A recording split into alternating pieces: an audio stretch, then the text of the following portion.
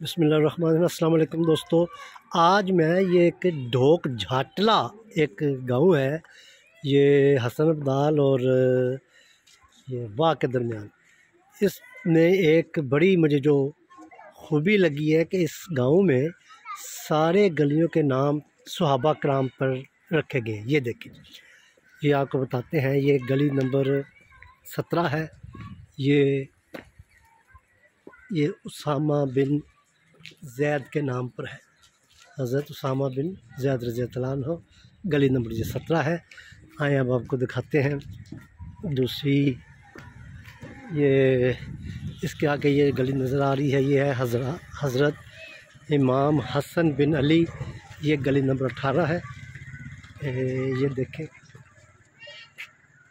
हसन, और इसके बाद ये गली है। आगे देखते हैं ये कौन सी गली है। मैंने कहा कि ये एक बिल्कुल एक यूनिक सा गांव है। ये हज़रत इमाम हुसैन बिन अली, ये गली नंबर 19 है। ये इसके आगे जाएं तो ये एक गांव है। मुझे बड़ा इसका बहुत अच्छा इनका वो लगा है कि इन्होंने ये गली है जी हज़रत अम्मार बिन यासर रज़ियल्लाहु अन्हु, गली नंबर 21 है। और ये गली है जी गली नंबर 20, हज़रत अमीर माविया बिन अबू सुफियान रज़ियल्लाहु अन्हु के नाम पर। इस गांव में सारी गलियां सहाबा कराम के नामों से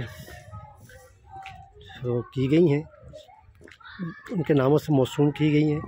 ये मुझे मतलब एक आइडिया है इस गांव का, मतलब उन्होंने तमाम गलियों को नाम दे दिए हैं और इससे आपको सहाबा कराम का जो है वो तारफ़ भी होता रहता है। फिर आप उसके बारे में जानने की कोई ना कोई कोशिश करेंगे तो ये आपको इनकी हयात तैयबा भी मिलती जाएगी और ये इसका आपको